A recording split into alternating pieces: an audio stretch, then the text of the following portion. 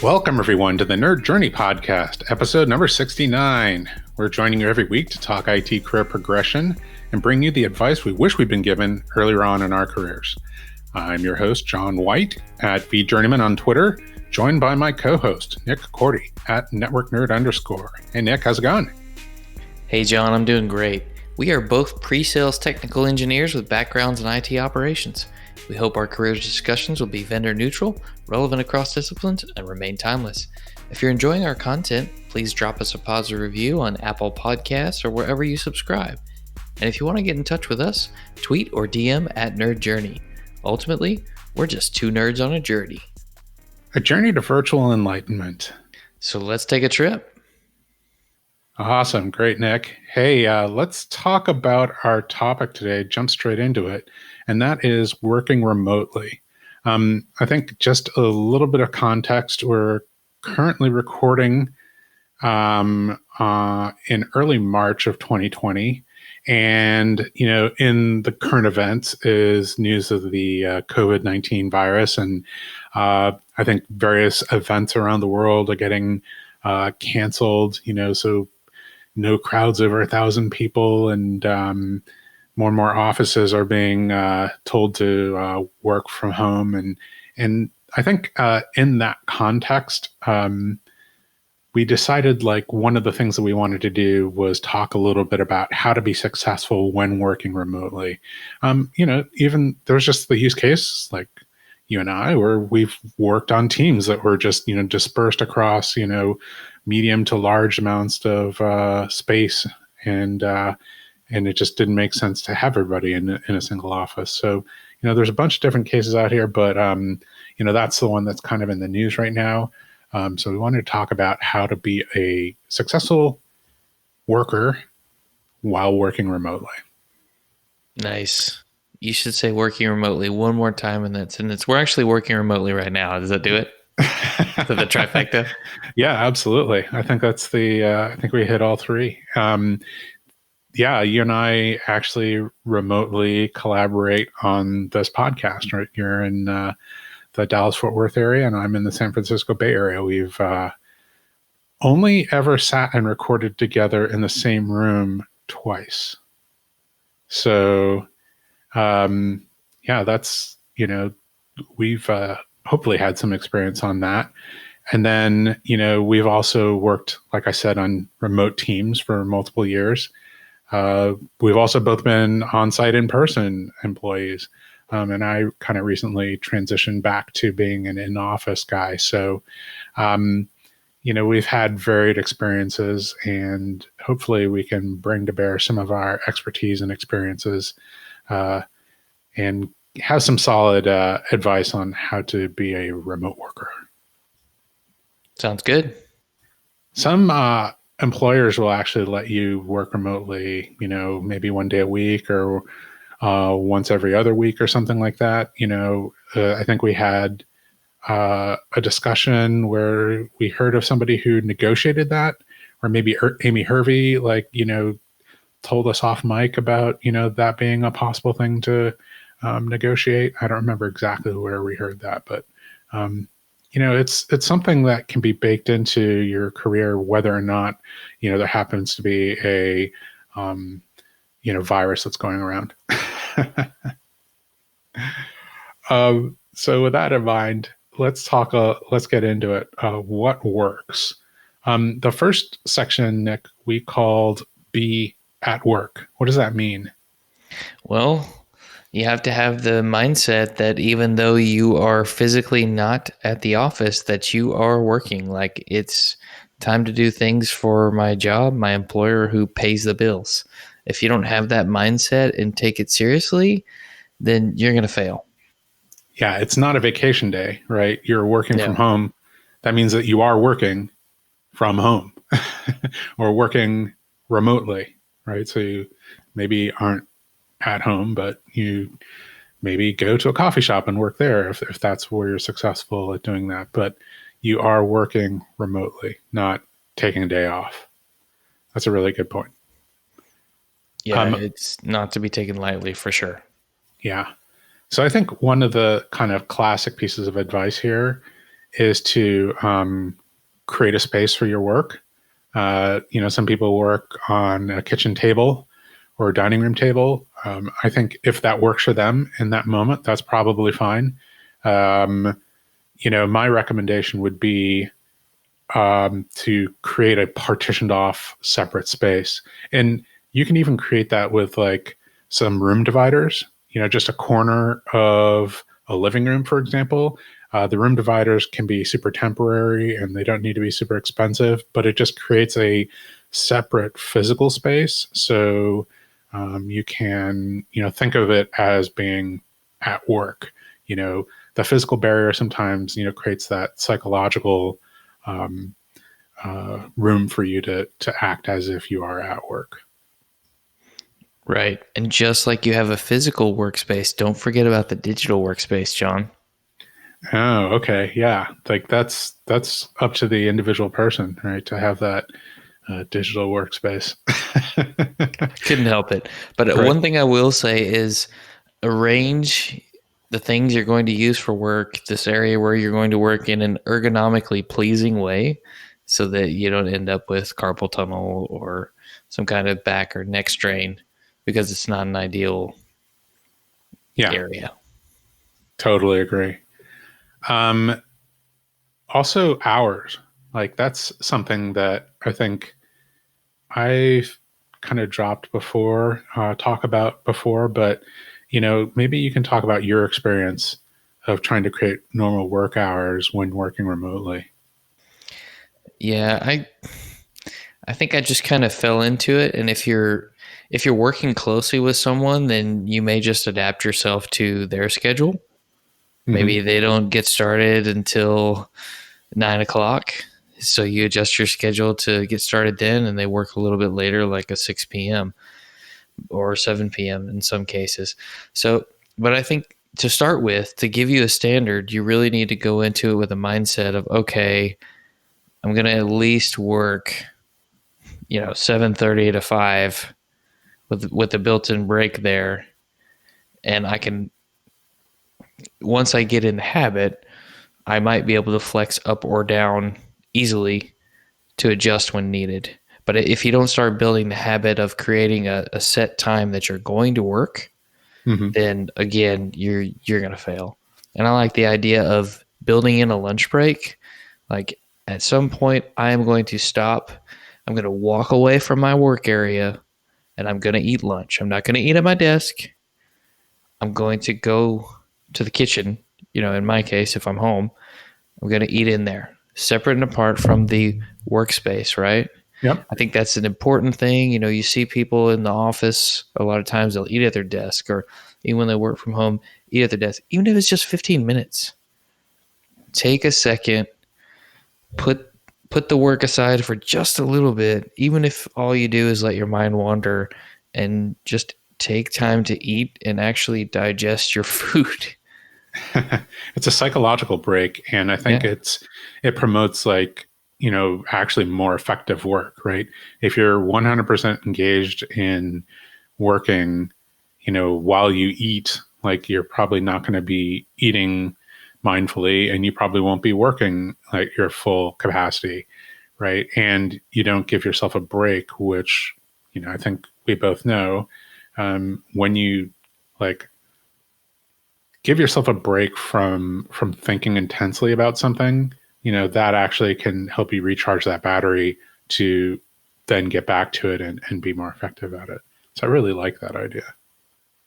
I also like the idea of like kind of setting aside that those work hours for what your normal hours would be, right? So you said, 7:30 to 5. If that's what, if you normally would go into the office, and work from 7:30 and leave at 5, like then that should be, the expectation of yourself, that you would work those hours. Um, and if you work, slightly different hours, whatever you consider like normal business hours, work those hours, right? It's not, again, not a vacation. It's just working remotely. I want to break in if I can.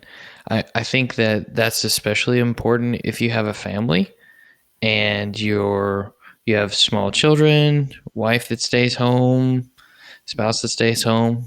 And if you don't create that expectation with them, they'll just walk into your office and start talking to you. And you have to set that boundary, make them understand, okay, I need an hour or two and I'm going to break for lunch. Let's talk about it then instead of right now. If you need something urgent, then you need to text me as if I was at the office. Right, right. It's creating that psychological space, Mm-hmm. not just for yourself, but for the people in your life too. And actually, that dovetails directly into the next point, which is create the expectation that you're not available. Right? Just because you are physically closer doesn't mean that your partner or other members of your family can just access you as if you were taking a vacation day. You are working, you happen to be remote, and you happen to be physically accessible to them, but that's not the same thing as being available. Right. It's not exactly low latency in the sense that you might think. It Right. doesn't have to be. It can be lower latency, but lower than, being in an office, 45 minutes away, but it's still, it's still time to break away and being an effective worker or effective knowledge worker, which is most of us these days, kind of requires uninterrupted concentration most of the time, right? It's very, very difficult to multitask. Some people would even say multitasking is a myth, that what you're doing is just degrading your, effective work at one thing. But yeah, it's just really important that you're not available. Now, sometimes I'll build in things, like, hey, I'll take an hour break, like you said, at lunch, and my spouse will say, hey, can you run this errand since you're going to be home, and I'll run it during the lunch hour, right? So you are a little bit more available, but hey, maybe I would have run that errand if I was at the office anyway. So just keep those, that advice in mind. Now, next we have prioritize work consistently. What do you mean by that? I know some people do, the sprint agile methodology. They have a sprint that certain tasks are on for the week and it gets reevaluated every so often. I really like the Tom Lemoncelli time management for systems administrators advice. Have an A, B, C priority system where A is I must finish this today. B is I would really like to finish this today, but if it slides a little bit, it's not the end of the world. And then C is there's a chance I could finish this, but it's no big deal if I don't. And I like to try and re-swizzle things each day to fit Hmm. into those categories. Now, am I always successful? No, but I like that system. Got it. So assigning priorities to tasks, right? Which also means that you need to create a time to triage those tasks. I like the idea of doing that. Like me personally, early in the day, it's like the first thing, right? Because it takes so much energy, brain energy to actually think about all the various tasks that you have and what priorities and what order to do them. That should be one of the first things that you do when you have the most blood sugar coursing through Now, your body. speaking of John, why don't you share with the listeners what you shared with me about not having to make any decisions when you first get up? I Oh think that was yeah, really interesting. I think I got that from your brain at work. I'll have to double check that, but I think that was in the episode that we did about books that affect how the way that we think around the new year. Was that it was a bonus episode, right? Anyway, Yes. it was the most recent bonus episodes that we did, and it was one of my book episodes. I think maybe the Christmas week. I don't remember, but we'll figure it out and put a link in. But in your brain at work, the author really advocated, uh, this idea that prioritizing is the activity that the brain does that takes the most energy because you have to recall things from long-term memory, evaluate them, and then put them back into long-term memory. And then you have to, in order to prioritize things, you have to bring multiple things out from long-term memory and then really kind of deeply get into them, figure out which one of them is more important. Consider all kinds of dimensions like, oh, maybe this is the most important, but the other thing actually needs to be done at a different time, which makes it the most important. So it's just something that takes a whole lot of brain energy, and as a result, you should do it first. And the corollary to that, which I think is what you're referring to, is because of that, you should take away decisions from yourself and really simplify your life so that you don't make decisions, especially early in the morning. So things like, what am I going to wear today? Try to make those decisions like, a long time before, so you don't have to spend energy first thing in the morning making that decision. And if that means you lay your clothes out the night before, then that's great. And then you could go even further, like people like Steve Jobs, who just bought all the same clothes and always wore the same thing, right? So there never was a decision. It was just pick the next black turtleneck, right? And that was the only decision. Wear the exact same model of jeans, and you have 8 pairs or whatever. And me, like I kind of went that route. I found like 3 shirts that I liked, and then I just bought like 3 copies of each, and then I rotate through those. Another thing that I remember reading in the book was, lay your bathroom toiletries out in the exact order that you use them, so you don't have to figure out what it is that you're doing next and then find the thing that you're going to use. So you just go from left to right or top to bottom or however you have it laid out, and you just know the next thing to do. So you never make any decisions, especially when you might be groggy and you're prone to forget things. So I'm not saying that it's made my life better, but I certainly don't have to make decisions early in the morning, and I found my quality of life to be much, much higher. Now, did you shave your head so that you don't have to decide how to fix your hair?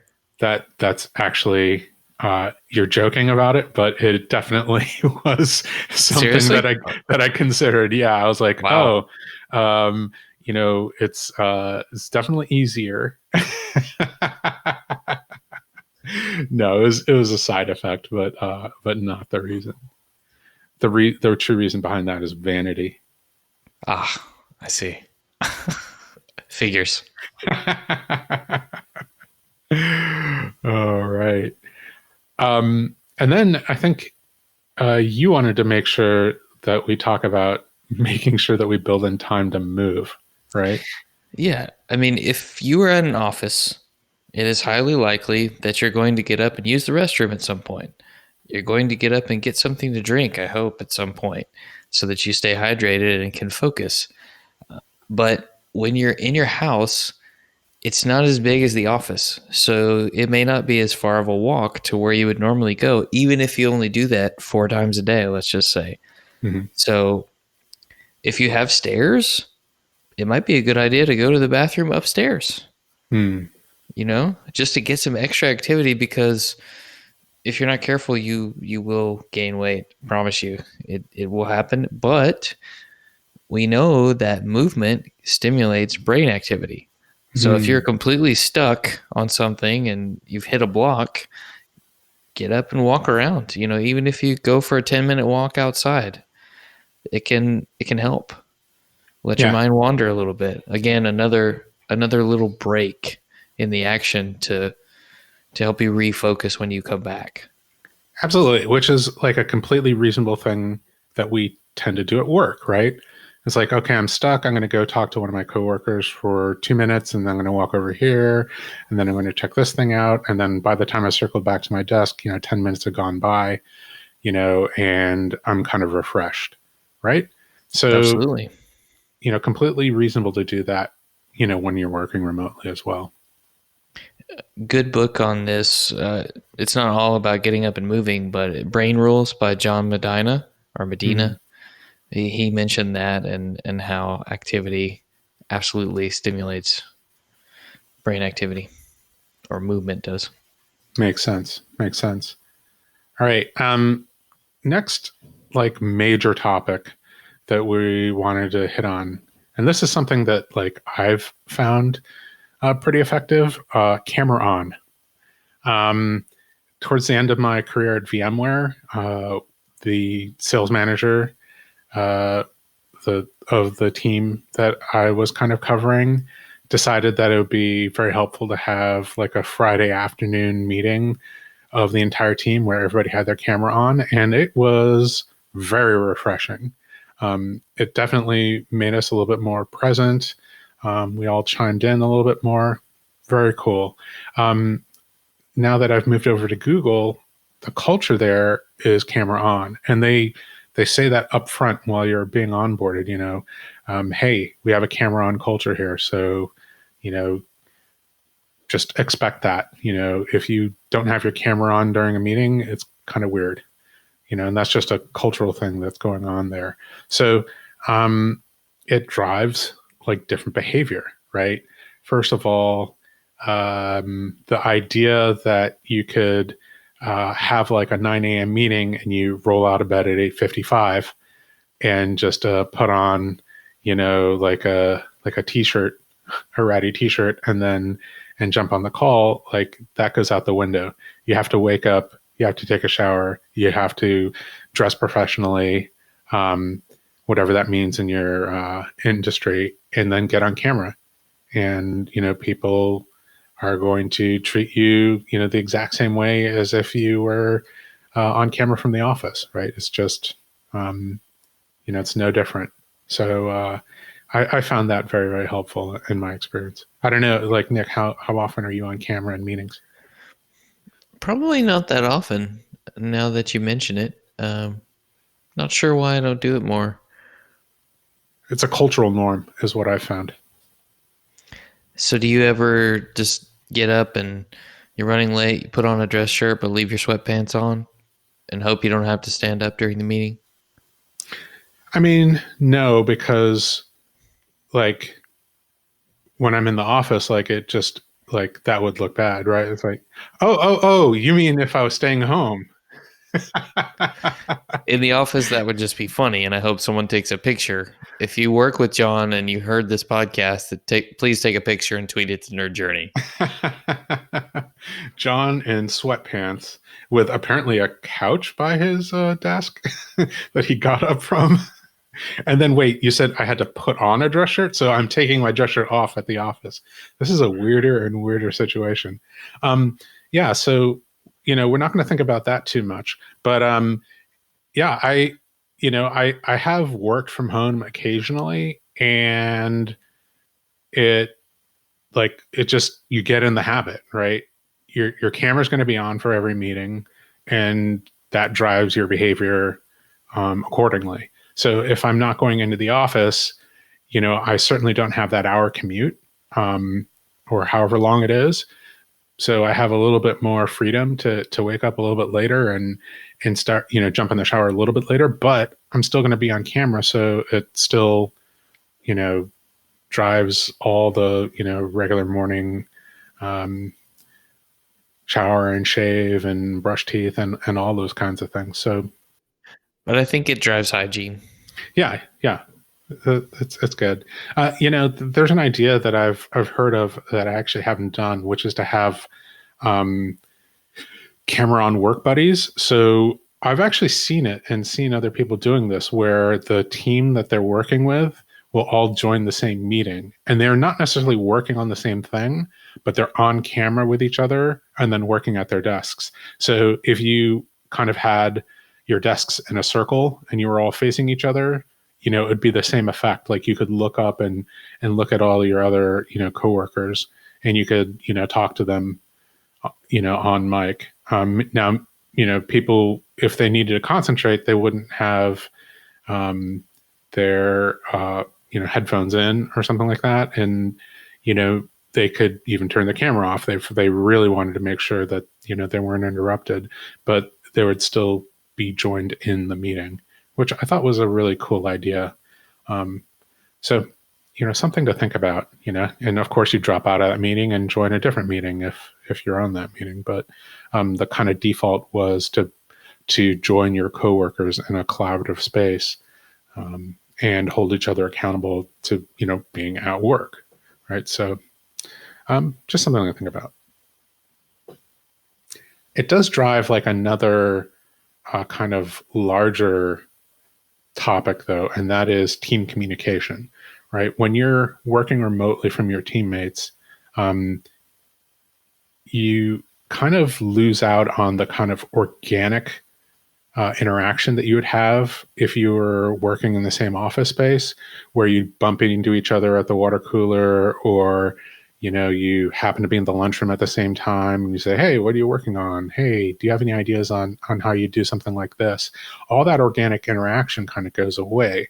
So I think that the best case scenario is that you try to recreate that type of thing um, in a digital way, right? And we're living in the era where you can be on a team group text, you can be in a Slack channel, you could be in, any digital tool. It doesn't matter if you're all using the same tool, and you all can chat with each other. Then that's great. If you are on an audio chat with each other, then you can, kind of ask on that chat. That would work too. And then, one-on-one chatting, texting somebody, kind of the expectation that they're working anyway and that you'll get a response in a reasonable amount of time. I mean, all those things, kind of go together to kind of duplicate that at work experience. Does that make sense? Absolutely, it does. Just say no to group texts. Yeah, I think that group texts are not as effective as something like a Slack channel or Hangouts, which is what Google uses internally. But whatever it is that you need to do to kind of shout out socially and ask for work ideas to your peers on your team. I don't know if that was your experience, Nick, but like I felt like I didn't communicate with a team enough when I was on a remote team. Like we didn't have like a daily 15 minutes where we kind of, I didn't have 15 minutes a day where I chatted with most of my teammates. Like what I'm trying to say is I have at least 15 minutes a day in the office where I'm just bumping into somebody organically. And it's usually way more than that. It could be more than an hour. But when I was working remotely, I had almost zero interaction on an average day with my teammates. Does that make sense? It does. And I think some of that is the environment fostered by the manager. If it's a complete remote team, maybe they have team calls and encourage everybody to do some sort of roundtable. What are your thoughts on this, so that other people can hear it? And you may begin to find that you have some of the same feelings on certain issues, and then you might want to talk about it one-on-one. So I remember, when I onboarded, the manager at the time said, hey, everybody reach out to this person. They're new to the team. Make sure you get to know them, schedule a one-on-one with them. And that was the standard when we had new people on the team. And I think it ended up creating a culture where I had no issue contacting somebody else from my team if I needed some help with something or to talk through something that they had an experience with. And I think it helps you get to know their strengths and weaknesses. If you don't have someone driving the communication between people on a team and everybody's remote, it might not work out or be cultivated enough to really help everyone get to know each other and how they can help each other. Yeah, I really like what you said there. It basically speaks to the culture of the team, right? So if you have a healthy, interactive team culture where the expectation is you're going to be chatting on a regular basis and that's encouraged and that is the cultural norm, then you can recreate that same kind of organic interaction. Maybe it's not quite as organic because you can't, just bump into somebody as you're rounding a corner, but you can replicate it as much as possible. And hopefully there's eventually a way for you to get to meet some of those team members in person, even if it's just one or two times here and there.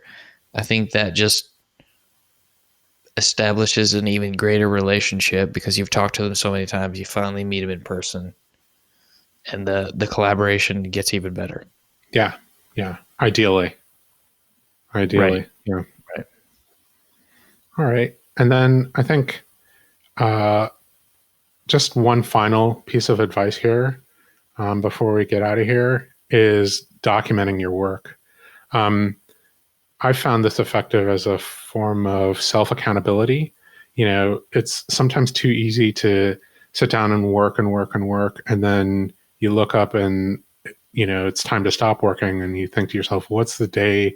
Where's the day gone? I feel like I haven't gotten anything done," and you just sometimes can get down on yourself and be a little bit, um, frustrated, and that can be a negative cycle. So you should really kind of document the things that you're doing as you're doing them, almost like a work diary or something. And really, it lets you look back at your day and say, oh, actually, I spent like 30 minutes working on this project and I delivered it. And here's this other thing that I did that got delivered. And here's this other thing. And I hit a milestone. The whole thing's not done, but I got from, 30% to 60%. And just to document those things for yourself is super healthy. Where do you document these things, John? If you don't mind me asking. Sure. Google has a little built-in tool to calendars that Of course they do. lets you do that. But you can keep a work diary in, something as simple as,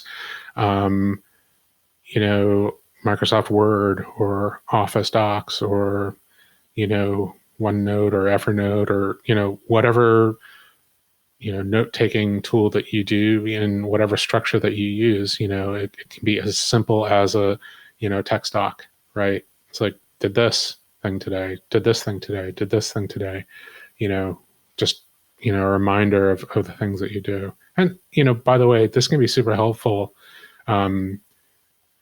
If you document, major milestones and, you notice things get done and then you see impacts of the things that you do, like it's helpful when review time comes around to have this document. You say, well, here's all the things that I did. Going along with that, I think that it's helpful to calendar everything. This is just general advice anyway, but especially it becomes really, critical when you are working remotely that you block time off in your calendar to do the things that you need to do. If you need uninterrupted time to work on a document or a plan or to brainstorm, then you should mark that on your calendar as, you being busy and not available. And if you have something that you don't mind being interrupted for, then mark that on your calendar. Like, hey, I'm working on this, but I am available to be interrupted so that, your coworkers can, interrupt you with Slack or chat or whatever it is that you happen to be using. I found that to be extremely helpful, and it helps me recreate my day, going back to that self-accountability and documentation step. So I know, I blocked it off. I said, this is what I was going to do. It can be another documentation piece. You can say at the end of the time or whenever you finish the task, then you can put that in the notes for that quote unquote meeting, right? On that time, you can say, oh, and I got it done and delivered it to, this person. So, it's documented somewhere. It's always better to have like central documentation, but if you can recreate it from, the various places that you're storing the things, that'll work. Yeah. I think that's smart. I think it could be a challenge for people who maybe have to answer phone call after phone call after phone call, like they're just part of a call queue and they're providing some type of support to someone on the other end. I know there's an element of documentation probably for each case they work, but I think it's Probably pretty challenging for them to do calendaring because of the fact that there's an expectation that they be readily available. Maybe there's some kind of shift rotation there where they get focus time in addition to that. Yeah, and that's about, creating effective teams. If you have to be on call or in a call, staffing a call queue, at the same time that you have to be doing knowledge work, that can be pretty destructive. And generally, the thing that managers will try to do is to say, okay, here's the time, here's your uninterrupted, 30 minutes where you can get, do your knowledge work. And then here's where you're last in line in the queue.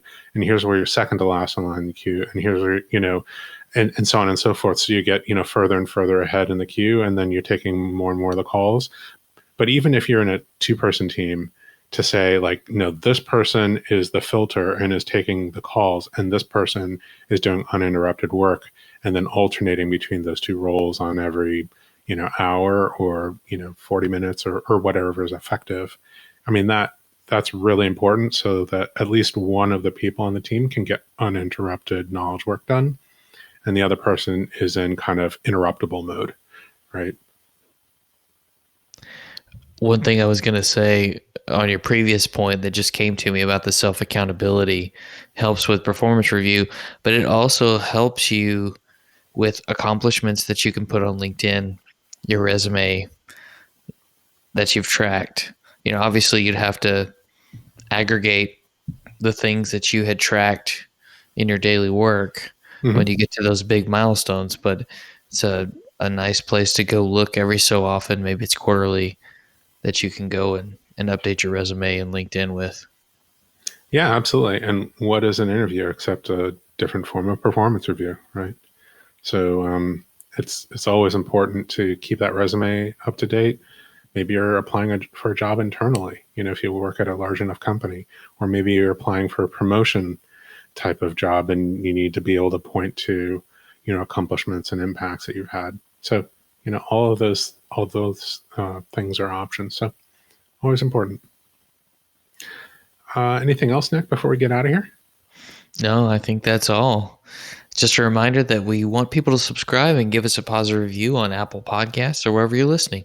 We want to know if we're being helpful and are always looking for interesting questions to ponder. We're collectively on Twitter at Nerd Journey.